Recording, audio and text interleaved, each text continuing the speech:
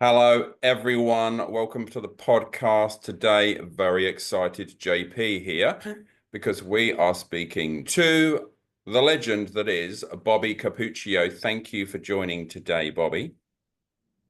Are you kidding? I am so excited to be here. I mean, not just for the interview, that's great, but a chance to talk to you, JP. Oh, thanks, buddy. So, first of all, I should get it out of the way. I see Robert sometimes in your stuff and Bobby sometimes in your stuff. What do you go by these days? Or do you not want to admit to that?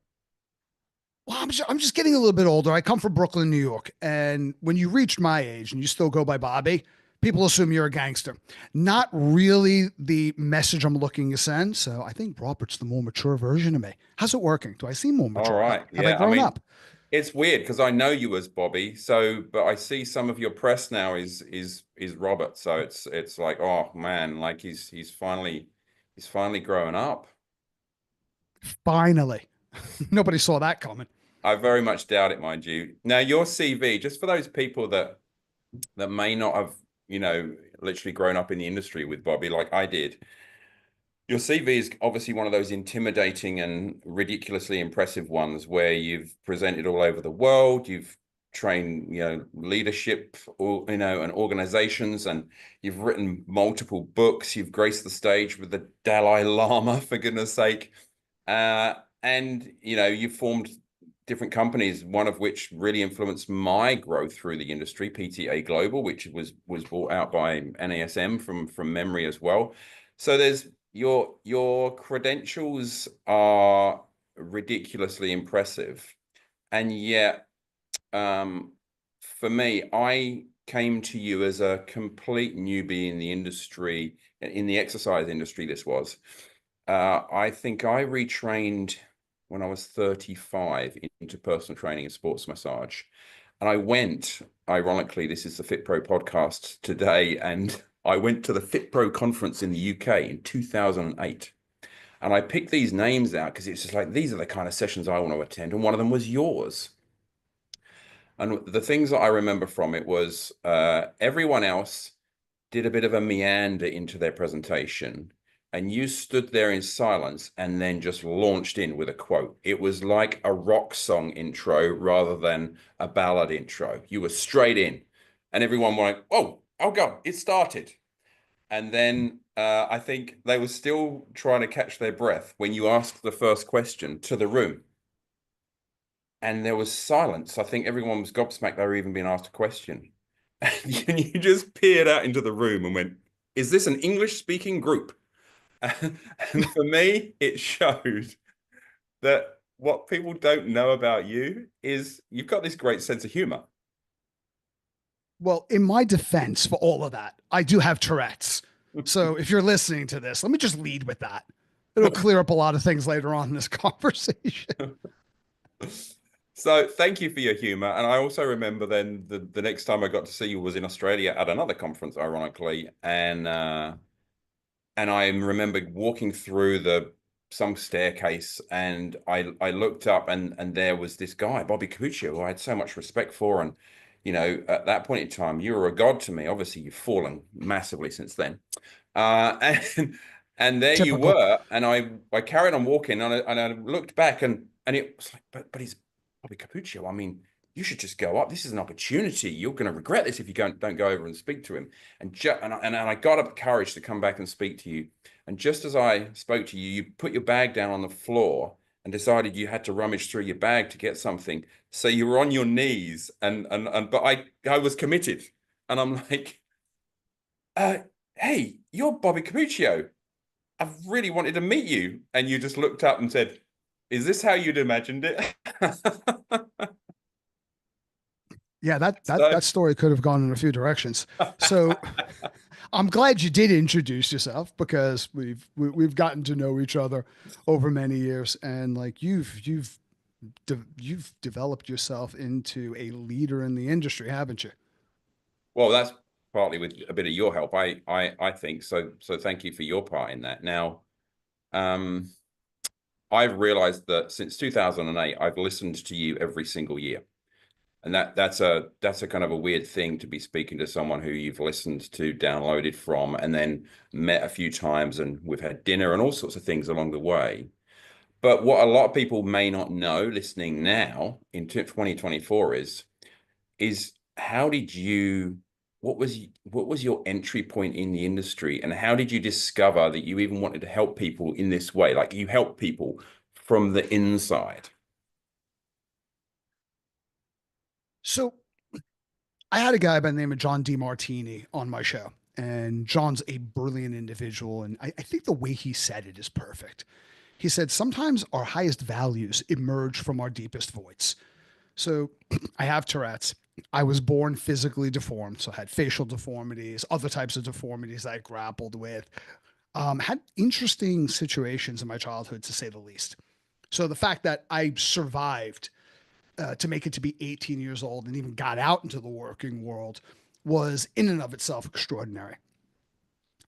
And I wanted to figure out what it is that I can do to help people that might not be in my same exact situation, but struggling through something that I could deeply relate to.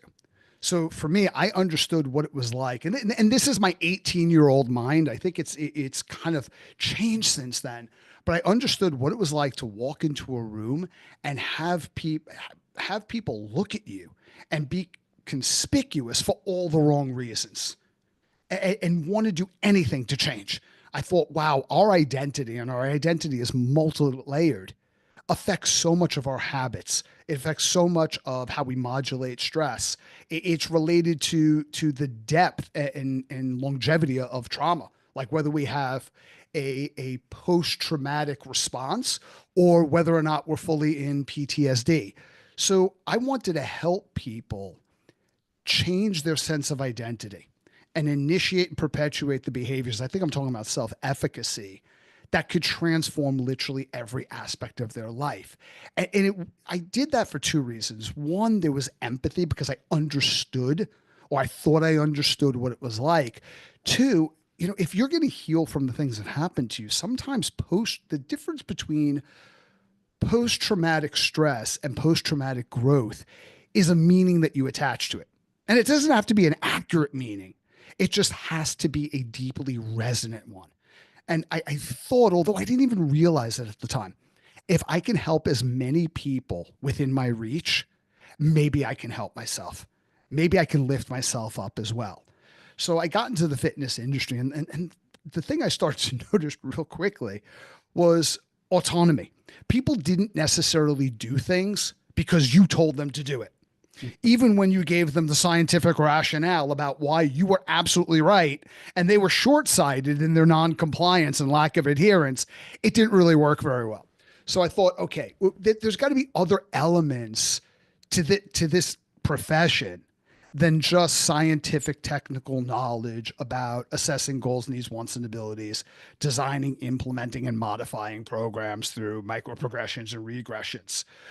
How do you get involved in behavior change in an intimate way? All right. Well, there's a lot there. One bit that I would love to know your opinion on. You said early on, okay, then, so I've had this troubled and traumatic childhood. And a lot of people who end up being, you know, greats in the industry or in a particular field have a troubled past. You know, they've got trauma in their past. And it I mean, I guess what I'm asking is, do you think you need that to become the best? No, no, I don't think you need that to become the best. As a matter of fact, people who have had a relatively stable, I mean, I don't know anybody who comes from a functional family. We hear about dysfunctional families. Somebody really needs to point out a functional one because I'd be fascinated to see it. But I think when you have relative psychological safety and physiological safety growing up, that gives you a lot of I think a foundational level of confidence to go out into the world and try things and experiment.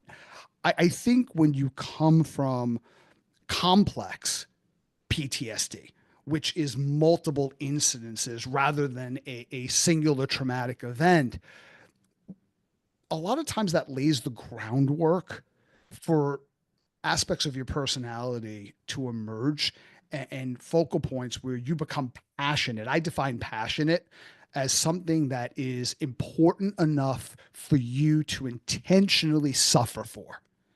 And I Mm, think that that is what happens with a certain population of people.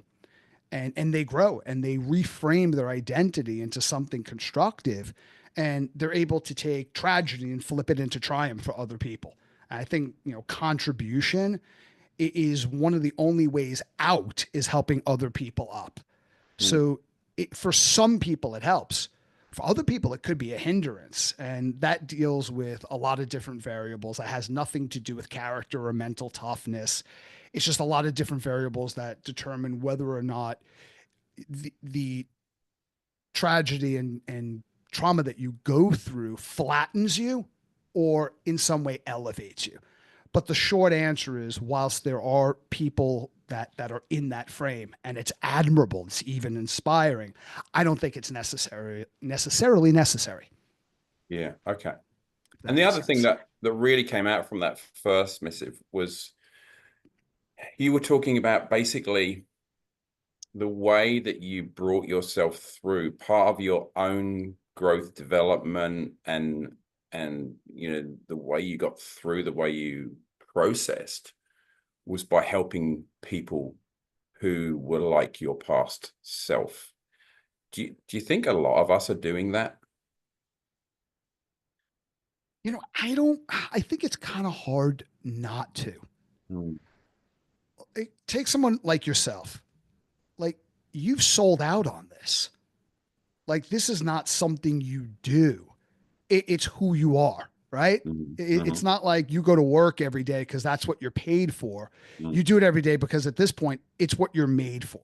mm, And that was the decision. So how do you separate the most intimate parts of your own character, identity, and story, and not bring that into every situation, especially in a field like ours? I mean, I'm more in the well-being industry right now and coaching and leadership development, but there's a lot of interconnection between the fitness industry.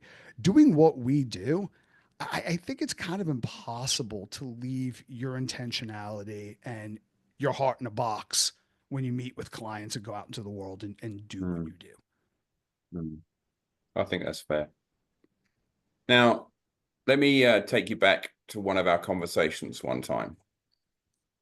You once asked me, in a room full of people, how do you tell which ones are the leaders? And as a young and less experienced person, I thought I have no idea how I would tell who the leaders are. It's a room full of people I don't know. How do I tell the leaders? And you just said, well, it would be pretty simple. It's the ones that are acting like leaders. So is it fake it till you make it? Is it like Amy Cuddy says, fake it till you become it? Or is it just show courage and adopt an unfamiliar truth about yourself? Or is it something else? I think it's a mix between something else and the last thing that you said. Fake it Mm. till you make it is a little bit confusing Yeah, I because it think means so different too. things to different people. To me, fake it till you make it is when you're driving a, 100,000 pound car on, a 30 grand, a year salary or something like that. It's basically attaching emblems that you have not yet brought yourself to a point where you have earned that. And it's a misrepresentation. If I just surround myself with this, I will have such a strong belief in who I am that I'll just attract this into my life. No, you're probably going to make some very stupid decisions and put yourself in a situation that creates chronic stress and makes you really bad at effective decision making. I think that's my take on fake it till you make it. Where what Amy Cuddy's talking about, I believe, I read her book Presence, watched her TED talk, and it's almost like anytime you do something, you are stepping into a future version of yourself that does not yet exist. Like if you're listening to this and you went to uni, Your first day in uni, you did not have the habits, you did not have the intellect, you didn't have any of the characteristics that were associated with the person that you were when you stepped out of uni. You Mm, could say you were a different person. You mm, transformed over a course of like how many years you went, depending on how far you took your education. But it's almost like method acting. You know, if I'm going to be this person, I have to step into the attitudes, the behaviors, ultimately the habits, the yeah. characteristics that are congruent with what I want to do. And that's not disingenuous. I think that is the most authentic you'll ever be, where you decide, I might not be this person today, but this is who I'm committed to becoming. Okay, now, what are the actions? What's the Mm. evidence? What do I need to engage in every day to bridge that gap between where I am and where I want to be, or probably more poignant, who I am and who and what I ultimately want to become? I think I think it's that. When you Yeah. say like fake it till you make it, you're not faking it. You're courageously and quite vulnerably, because you have to take a lot of emotional risks because you're going to get your ass kicked and things are going to go very, very wrong, and Mm. things are going to try you, but you have to step into the archetype of that future self if you're ever going to bridge that gap. I mean, it's James Clear, Atomic Habits book 101, isn't it? Basically, I think the reason I was thinking, oh well, when it when it comes to someone who you clearly see is ready, like they actually have all the attributes, they just don't understand or believe in themselves enough, but they've got it all already. Then for me it's not even, don't fake it, just step into it. We need to Mm-hmm. find a way for you to feel safe enough to take the risk to step in to the person that we know you already are. That for me is a job that I find myself helping people with a lot, is that they're already kind of superstars. I just have to create conditions where they can show that to the rest of the world. I mean, what's your thoughts on that? Well, I think no matter where you grew up in the world, your entire society, like if you really want to know what an organization values, don't read the mission statement. It's not their stated philosophy that determines what they believe in. It is the stories that they tell most consistently within the organization. So whatever faith you have, and everybody has one, right? We all believe in something. Every facet of belief in our society, culture, has been created through story. Joseph Campbell's meta myth. And within every single story, we look at the hero, right? Like if you're a geek like me and Star Wars kind of is your thing a little bit, we would look at Luke, people our age that saw like the original films that had come out. And we said, well, that's the hero of the story, and that's the most important character. And to be fair, it's not. Like if Luke was the most important character, and God, if you're not a Star Wars fan, just please bear with me. I'm going to get past this analogy quickly. He would have been a broken kid who just watched his home get obliterated by the Empire and witnessed the death of his aunt and uncle, if he even survived himself. It was Mm, the guide. It was Ben Kenobi or Obi-Wan mm, Kenobi that was able to see more. And he saw something that was in no way evident to Luke at the time. So it's never the hero of a story that's the most important figure. It's the guide. So acting as a guide, again, what are trainers? Trainers, fitness professionals, coaches, if not in some way, shape, or form, guides. I mean, the whole role of coaching is not to direct; it's literally to guide. And when you yeah, show up and you hold that space for someone, you not only help them, but I think it's the truest way to have the best characteristics in you emerge and be evident for yourself as well. You learn who you are by how you engage with and contribute to other people in certain situations. that's beautiful, mate.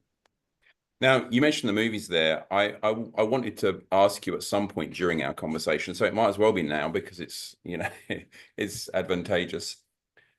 So I know you're a big fan of the movies, and you often would talk about stories that are from movies. Is it the stories that you feel teach us the most, or or is it something else? Like you pull on themes from movies quite a lot, and I mean I probably watch 5 movies a week myself, right?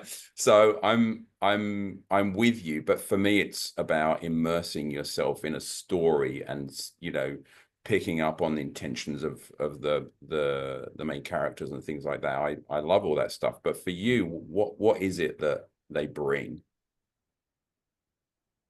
Well, I think stories are it's about all of us.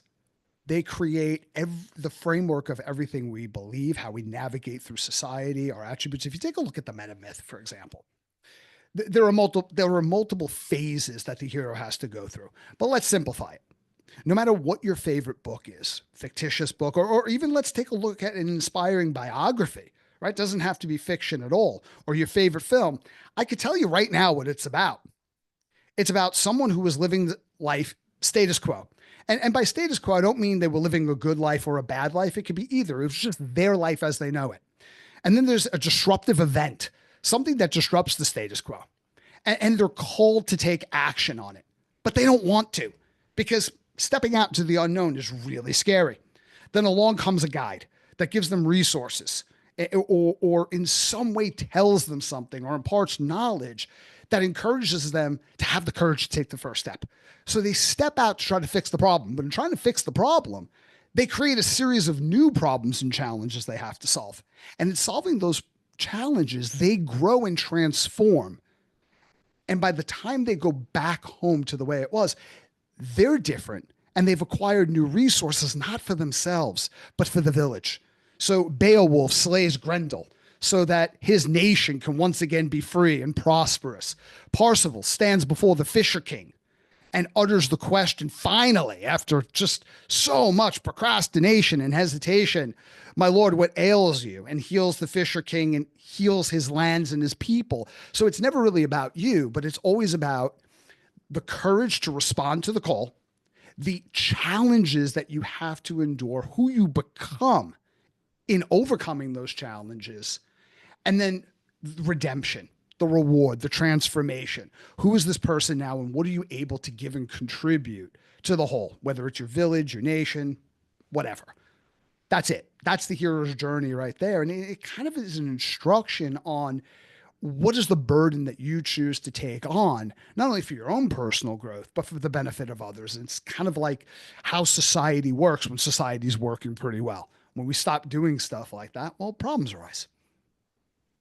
How interesting, because so many people watch movies and so many people must see or feel part of their own story in movies. And yet a lot of people shy away from the challenge of growth.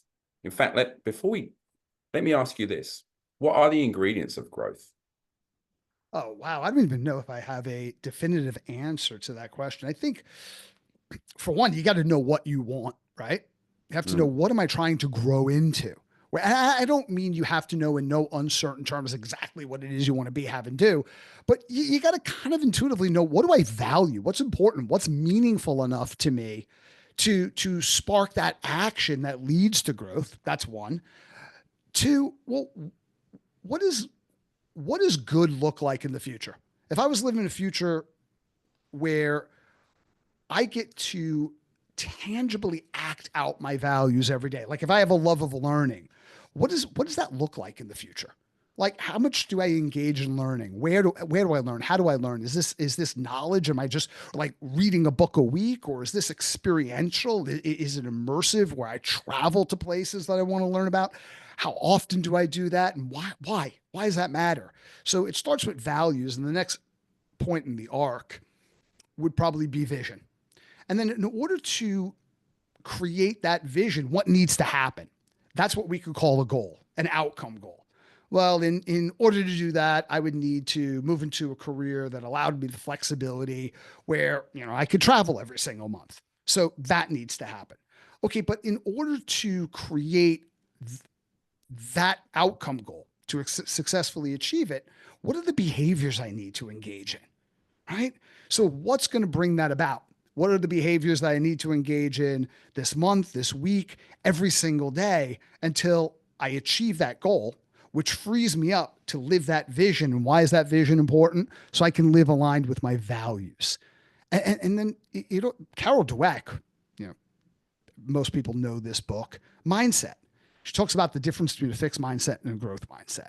Do I believe that any vision that I hold for myself, any skills I need to acquire, any growth that needs to happen, if I'm willing to put in the effort and I'm willing to deal with the conundrum of incompetence until I become progressively more competent, that I can learn anything I need to learn and acquire whatever skill I need to acquire. That's a growth mindset versus feeling that, my attributes are kind of fixed.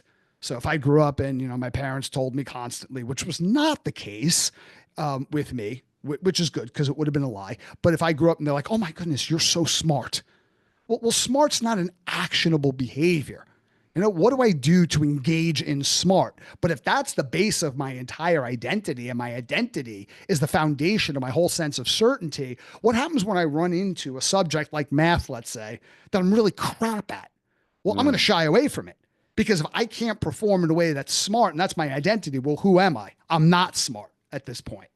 But with a growth mindset, oh, wow, I'm not smart at this yet. But I was always praised for my ability, my curiosity and my perseverance. You keep working. When things don't work out, you find a way. You're creative, you're resilient, you're adaptive, you persevere. All of those are executable behaviors. So I think that is an essential prerequisite for growth. Mm-hmm. So I think the arc would be knowing what you value, understanding what that looks like tangibly, behaviorally in the future, what goals need to be achieved to get there, and what are the behaviors that will support the achievement of that goal, all wrapped within a mindset of growth. It's the And best that answer I would, got right now. I mean, that would require what effectively you're saying is it's like understand where you're going, but understand also that in order to get there, there's all these other things that are actually quite challenging. And therefore, somewhere along the line, you're going to have to find the courage to take on these challenges that will take you to this place, knowing that they are based upon something something important and meaningful at the foundation, i.e., values. Do you think if people have that laid out to them, and then it's just like, yeah, that it is there, but there's this pathway to get there, and there's all these challenges along the way, is that why people shy away from growth, or is there are there a lot of other things in the mix? Human behavior is very complicated. And I know I'm being Captain Obvious here.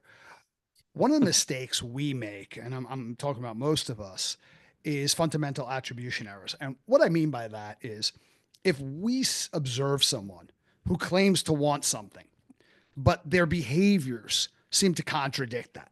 Like we all have that friend who talks about weight loss constantly. I want weight loss, but what they do is Haagen-Dazs, right? And it's like we arrive at conclusions around what that behavior means. And a lot of times those conclusions have negative connotations. But as you start to study behavior change, as I know you do, what's really interesting is people who have dedicated their entire life to neurobiology, to psychology, to why do we do the things that we do. They might arrive at different conclusions, but what a lot of them seem to agree upon is if you think you know exactly why somebody's doing something, think again. Where a lot of us, well, I know exactly why you're doing that because you're not serious or you want the outcome, but you don't want to put in the work. Meanwhile, the person who doesn't want to put in the work has like 4 kids and 2 degrees and the kids are in uni. Obviously, this person's not shy about putting in work. Something else is going on. Sometimes we might grow up in an environment where the domain of where we're looking to change, we don't have evidence that is possible. So we don't have the belief that, well, if I work really hard for the next 3 years, it's going to pay off in this way. Well, if I don't have evidence to support that, why am I going to engage in so much consistent effort and sacrifice if nothing comes to fruition at the end of it? And there's ways to work around that, but that's just one thing. Somebody could have had a head injury and their prefrontal lobes, and therefore emotional and behavioral regulation is impaired. And we look at people like that, we would never know that. And then they go on, certain medication, or they have different strategies and tools. And this person who's been quote unquote hopeless their entire life is now quite functional, or a lot more functional than they used to be. Well, explain that. So there's a lot of reasons. I think one of the things with being a coach is avoiding the righting reflex. Do not think that you know or how to fix people, or that people should even be fixed, because then you have to take the perspective that your clients are broken, and that creates a lot of discord and more resistance. You're likely to reinforce the thought and behavioral patterns that keep them stuck in the first place. So I think openness and curiosity and unconditional positive regard is critical. And if you could approach that, you could guide people through certain strategies that fill in the gaps when belief is lacking. So, that's profound stuff there, mate. Like, knowing people, the better you know people on the inside, I think the more that you can help them and create that safe space, be a completely non-judgmental space, I think that's huge for the safety to be felt. So let's go this way. If you have people that work with people, practitioners, coaches, exercise coaches, all different types, and without them having to go off and do an entire coaching qualification, are there like 2 or 3 questions that they could pose to a client that would really be useful both to that client, but also for them to understand that person that they're working with, to really have a better feel for who they are and where they're coming from? There are. I mean, there are a lot of models, and if you only have a finite period of time, there are a couple of questions that can help. I'll share this with you in a minute. But what I want to stress is one misconception I hear: inquiry is an enormously valuable part of coaching. But I hear things like being a great coach is about asking really great questions. It's not. All the questions are is a door. It's in the response of the client that determines how they walk through that door once it's open. Because if it was really about asking great questions, you could sit anyone down across from a 5-year-old, say, ask them these 3 things in succession. So now you have a 5-year-old executive coach. Probably not a great idea, because it requires insight. It requires immersive listening, reflection, affirmation. But just to answer the question, in appreciative inquiry, you have a 5D model that works really well, because it deals with, one, define. What exactly are we here to talk about, Johnny? Like, what is quintessentially most important? What is the conversation that when you leave here in 20 minutes, 30 minutes, 55 minutes, whatever your appointment structure is, you'll look back and say, wow, that was meaningful. That was important. What is that? And then the next is discovery. I'm sorry, John. No, that's that. I was just going to say, are you asking me that now? Oh no, But I'm just on. using you because I'm This is looking your at your question. face. It could be Freddie for all I care. It could be Simon. Use whatever name you like. I'm using Johnny because your face is in front of me. So, and the next question is, what's already working well? And there's so many reasons to ask this. What's working well in this area? Or at the very least, what's working well in life right now? Because that gives you insights to what are the strengths, the strategies, the environments, the mindset, skill sets that you're already using to be successful in something. It also opens up creativity. When you jump too soon into the problem, you create myopic thinking, which is not a bad thing. It's actually important, where let's say me and you we're walking down the street, and all of a sudden, this is ridiculous. All of a sudden, we're chased by a pack of ferocious, starving dogs. That's a predicament. All right. Now's not the time to be open and creative and think about, this new business plan I'm working on. Worry about that shit later. Like, assuming there is a later for you. You're myopic. You're just like, what's right in front of me? How do I escape? It's really not a good place to lead a coaching conversation. It's a great place to get to within the coaching conversation. But by getting people to talk about what's working, it opens up creativity.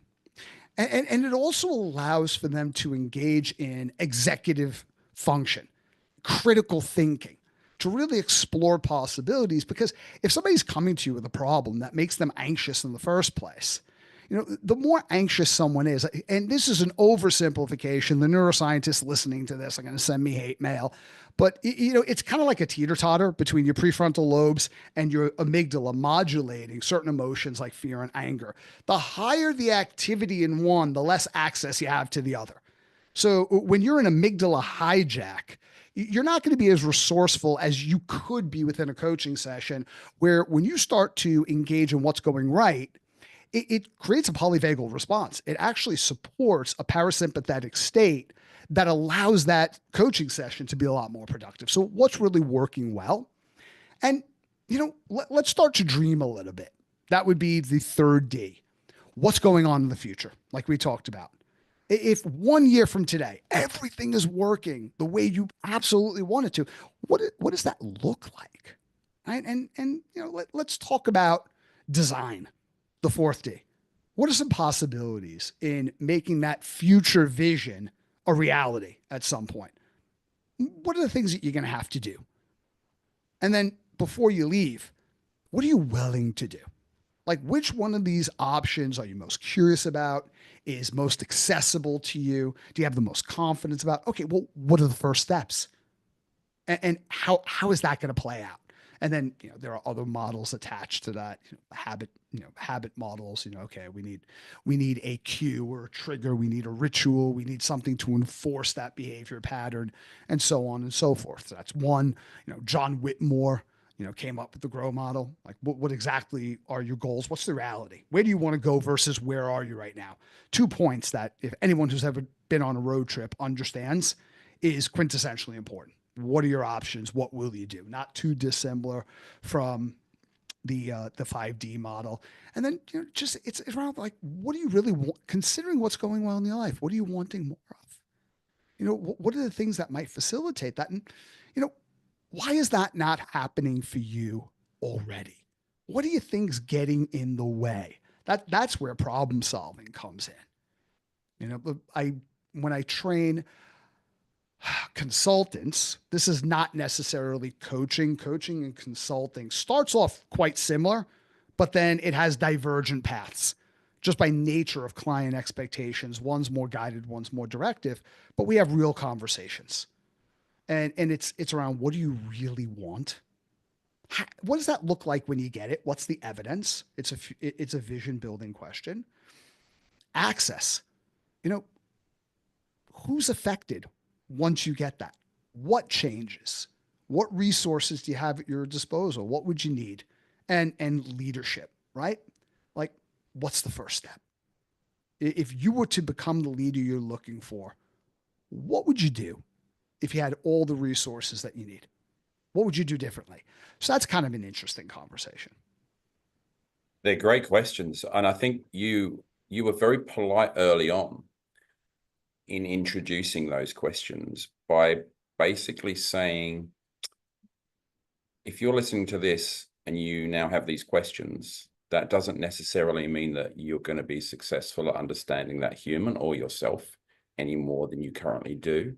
You need to have some wherewithal and some ability to be present, hold the space, and reflect back during that conversation. And if you don't have confidence there, it may not be worth you entering that space, because it could be disastrous.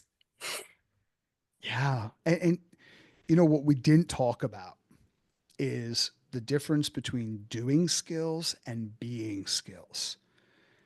One of the principles that I hold in coaching is intention is more important than technique. That does not mean that skill sets are not important. That doesn't mean technique is not important. But Michael Lembe did a meta-analysis of well over 100 peer-reviewed studies and determined that the 30 to upwards of 50% of the variance in success outcomes, and he was looking at therapy, but this relates to coaching as well. 30 to 50% of the variance of success outcomes were related to the relationship between the provider and the client, the provider and the patient. So even if you haven't gone through formal training on coaching yet, how empathetic are you? And by empathetic, I don't mean sympathetic. I don't mean when you're listening to someone, you're overcome with how their situation affects you.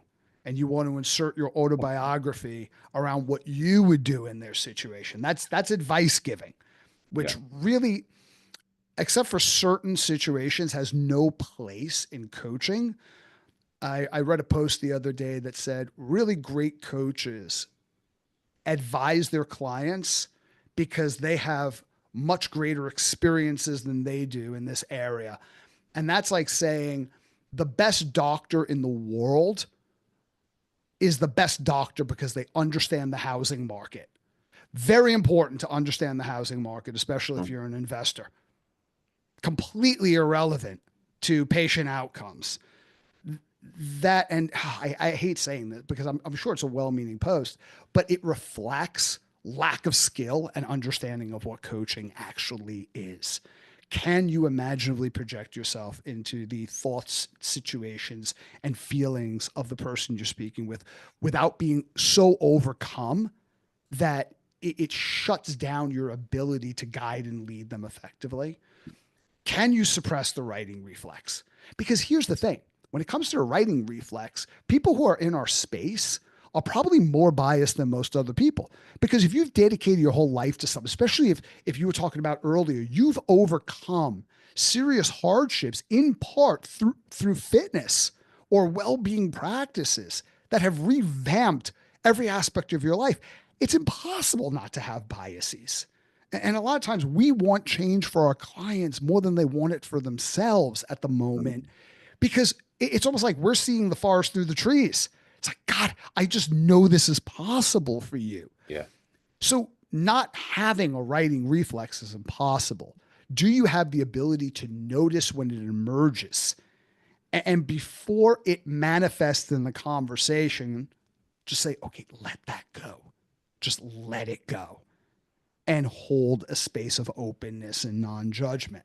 Because if not, the coaching conversation is not going to be very fruitful. And you will create discord, and discord is problematic because all of us have experienced this. You want to make a change in your life. It's a really important change. You have two voices in your head, right? You know, like little cartoon about the devil and the angel on your shoulder. One of those voices is arguing for change talk. The other one is arguing against change, sustain talk. If I start coming to conclusions about what you need or telling you what you should do in an attempt to regain validation and a sense of autonomy, you're going to argue my points, if not out loud, in your head. So the more I advocate for change, the more I'm supporting sustain talk. You're arguing in your head against it. Now, if I can guide you skillfully to your own conclusions, I get you to argue for change. That's powerful. Who loves being given advice that they've not been asked, been asking for? I mean, none of us, right? We're all very resistant to that. And by the way, everyone who's listening, if you find Bobby on Facebook, I think it was 2 days ago. I think this must have been in your head because you wrote a beautiful response that covers all those points for people about the difference between advice and coaching, which is vast. I mean, I don't even consider them two sides of the same coin. It's definitely a completely, it's like apples and coins, really. So thank you for saying that. So let me change tack and go, okay, then we're talking about getting the best out of people, asking questions, holding space, having some skill in that area, of course. But we haven't necessarily spoken about, okay, then you kind of need to know yourself reasonably well in order to help others know themselves. I mean, that's my feeling on things. I mean, you may even disagree with that. And a number of years ago, you were talking about this concept of having an originating intention, something that you want for yourself, but also for everyone else, and just spending some time discovering what that is for yourself. And at the time, yours, in fact, you told me, was live your truth and be free to play. For example, it was you were able to just encapsulate it into this phrase or a sentence. And I mean, is that something you feel like could be a starting point or its end point for people to kind of to sort of ponder, reflect upon for themselves? I think it's a starting point. I don't really think there is an end point. And can I talk a little bit about a background around where I would love originating that. intention came from? So I was hired to be part of the senior leadership team of a major health club chain here in the States, Yeah. and had a great relationship with the CEO. And I rocked up to his office one day and I sat down. I was just kind of like taking the piss out of him because I was looking around the office and I was like, what? You don't have a mission statement up yet? I mean, CEOs love mission statements. You get a new CEO, people are going to start laminating shit. And it's like, and he said, no, we're never going to have one because a mission statement is nothing more than marketing propaganda. And I don't know if that was his exact words, but pretty close to what he said. I was like, oh, tell me more about this, Mark. He said, no, we're going to operate on originating intention. And exactly how you defined it. It is something that is so deeply resonant and sacred for you that when you engage in this thing, you feel most alive. I think originating intention is the key to or the lock on a sense of well being. And I say this because I did a seminar for a massive school district out here. And I got to present alongside a consultant through the Gallup organization. So I was just like I'm just a Gallup fanboy. I love the data and stats they put together. So, like when the presenters are hanging out and, you haven't started the sessions yet. And I'm just asking her all these questions. And one question I asked her is like, everybody's talking about well-being. How would you, on behalf of Gallup, define well-being? And she said, well-being is everything that's important to you.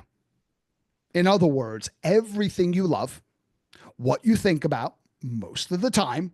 That was a bit scary for me. And your overall experience of life. What is the experience of being you? And that's the definition of well-being. And therefore, well-being and originating intention is inseparable and mutually reinforcing because it's called an originating intention because it's always been with you. It's something that you've always wanted to do. It's something that you've always engaged in. Like when you were 5 years old and you weren't properly socialized, institutionalized yet, not meaning like put away somewhere. But you always could not stop yourself from talking about it. But you want it for others because you want to share it.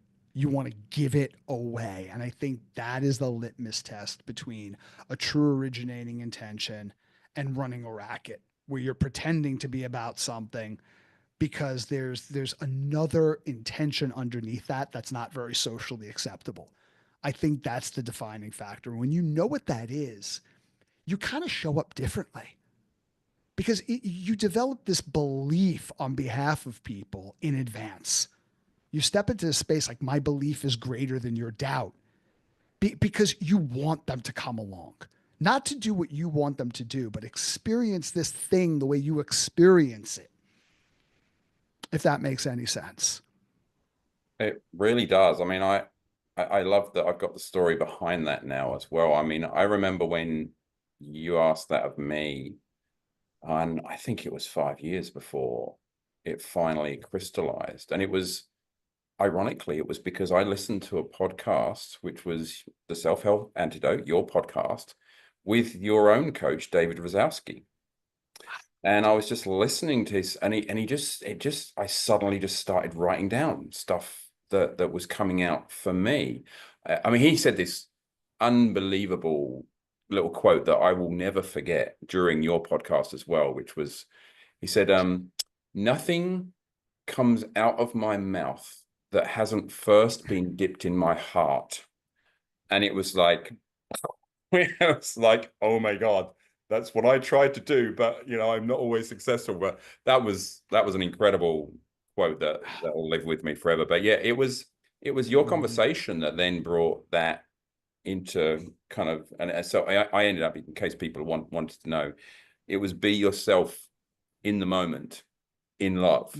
That was mine, in an environment of love. That means, and that was my originating intention. It was like, wow, it's kind of come to me, but so late after I think it was 5 years after you first asked me the question. So for me, it came difficult. It was quite difficult, but spoiler alert, I'm kind of finding myself asking that in each of the podcasts. Towards the end of the podcast, when I'm interviewing people, I'm like, what do you want for yourself and everyone else in the world? And it's such a big question and unfair because it took me 5 years. It's a massive question. It's like you're going to nearly give someone an aneurysm, but it's a question. Just because it's a massive question doesn't mean it's not worth asking. It's absolutely worth asking, and it's worth answering. Even if your answer is completely erroneous next week, start on that journey because it changes absolutely everything. Can I tell you a story about, like, David Rosowski is probably, he's arguably one of the greatest improv instructors in the world. When he says something, right, that comes out of his mouth that was first dipped in his heart, it's not for him. He's not saying it for him. So improv did not start out as a theater form. It evolved into that. It started out as a form of therapy, counseling. So the person who created improv is Viola Spolin. And Viola was working with Russian immigrants in the inner city of Chicago in the 1940s. These were people who were not welcomed really in their new environment. They were the foreigner. They were the outsider. They had gone through an ordeal to come to this country. They were engaged in extremely difficult work in order to support themselves. They would probably never see their family or their home ever again. And they were struggling with what we would recognize as trauma. But it was kind of hard to sit this group of individuals down and have them talk about their feelings. So what she did is she created an environment where they would focus empathetically on one another. Like, focus on what does the other person in this scenario, this game, she created games, need and want from you. And by taking my focus off of me and what I was going to contribute and to co-creation and play within the moment, it would help them cope. It would build resilience. It would mitigate their levels of stress. So that's kind of the spirit that's evolved in improv. It's not about you. I mean, if somebody gets on stage, it's like, oh my God, okay, when's it going to be my line? I want to say something funny. You're not going to be funny. I'm going to say something profound. Guess what? You're not going to be profound.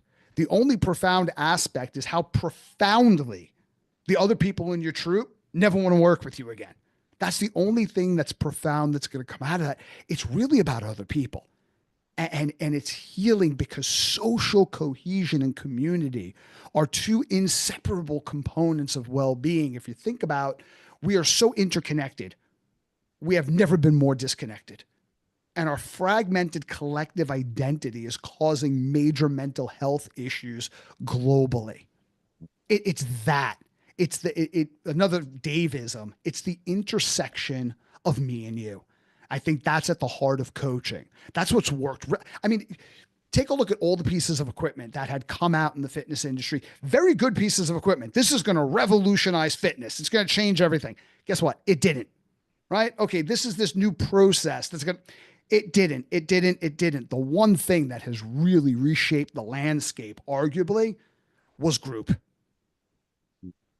I'm not just talking about group exercise, although that's definitely part of it, but communities, engagement. Yeah. And in a conversation I had with Kelly Starrett, he wrote the book Becoming a Supple Leopard. He was very much involved with CrossFit for a while. And we were in his facility and we were just about to do an interview, kind of like this. And he said, the key to CrossFit is that you walk into a community that is, it's about people being with each other for each other. And that's what creates the adherence. Well, that's going to create a lot more than physical transformation. That's going to create a lot of resilience. That's going to generate creativity. That's going to contribute to, I mean, loneliness is a greater risk factor than smoking 15 cigarettes a day. Think about that. Yep. So it's that intersection of you and me. That's why being skills, that's why originating intention is so important, arguably even more important than developing the skill sets, techniques, and models if you haven't had a chance to engage in that yet. Yeah, absolutely. What you're doing versus who you're being. I so appreciate you sharing the stories too. I know I haven't got you for very much longer, so I should just I'm asking a question that I'm hoping is gonna take you up as well. I'm interested, what brings you joy? Pizza. Which it does. My originating intention brings me joy, which is it's been modified. Yeah. To reflect my highest values, and that is you will be free to play and come alive in the appreciation of beauty. That is it for me. I think play is the highest form of collaboration, learning, growth, and progress. Like, think about that. It's not about who's right. It's about psychological safety, but also challenging one another, creating something together, experimenting. When something doesn't work, you don't get flattened because you were just curious, and it informs your next steps. So, like, really quickly, thing I'm talking about, because I've been talking about it at work, Peter Stillman did an experiment, the marshmallow experiment, which is not the original marshmallow experiment with Walter Mischel, assessing discipline in young children. But he took top level executives, like very effective business people who are producing year over year revenue growth in their organization, top engineers were in this group, MBA students, and he pitted them against some really serious adversaries in an experiment on innovation. And these adversaries were kindergarten students. And they were all given tape and string and uncooked spaghetti, and they had to build a tower. So you had to build a stable tower as high as you could possibly build it. And at the very top of that tower, you had to place a single marshmallow that your group was given. And it had to stand, which was problematic because given the fact that you were building this thing out of string, tape, and spaghetti, the marshmallow's weight relatively was kind of an obstacle. To cut to the shit chase, the kindergarten kids, like the 5-year-olds, wiped the floors with all of these highly seasoned business people. Because, I mean, there was a lot of reasons, It wasn't about hierarchy. They didn't have to figure out who's in charge. They didn't have to create a strategic plan. They had 18 minutes to do this. They tried a bunch of stuff. It was haphazard, but it was a spirit of play. It was fun for them. They were curious. They were throwing out ideas, implementing those ideas immediately, seeing that it didn't work, trying something else. And, at the end of the 18 minutes, I mean, a lot of groups couldn't even erect their structure, where these kids time and time again were blowing all these groups away. Play is critical because it's not just what you achieve. With play, the payoff is in the process. And life is really, really hard. And it's almost like that gorilla experiment. I know Paul Taylor talks about that a lot, with Simons and I think it was Chabis. Anyway, so back in 1999, they took these groups of people and they said, okay, your job is to watch these two individuals pass a ball back and forth for 3 minutes. I want you to count exactly how many times they passed the ball back and forth. And at the end of the experiment, they're like, okay, so how many times did they pass the ball back and forth? Okay, this many times. And so at what point did you notice the gorilla? And 50% of them were like, what? Gorilla? What are you talking about? Halfway through the experiment, 50% of the participants did not even notice a gorilla going right in the middle of these two people, right in the middle of their field of view. Guy in a gorilla suit beats his chest and then runs off. You didn't even notice that. There's a lot of things you can interpret. But if you don't want to be distracted by all of the anxiety inducing and horrific events in life, what are you so focused on? What is so engrossing for you that it spares you the burden of the inevitable hardships and disappointments? What gives you resilience and engagement at the same time? That's originating intention. I mean, I can't think of a better place to draw it to a close there than people just have those words resonating in their ears. But is there anything you have a final message before we part company, for people in 2024, which is where we are right now, who are just trying to do life and do their best?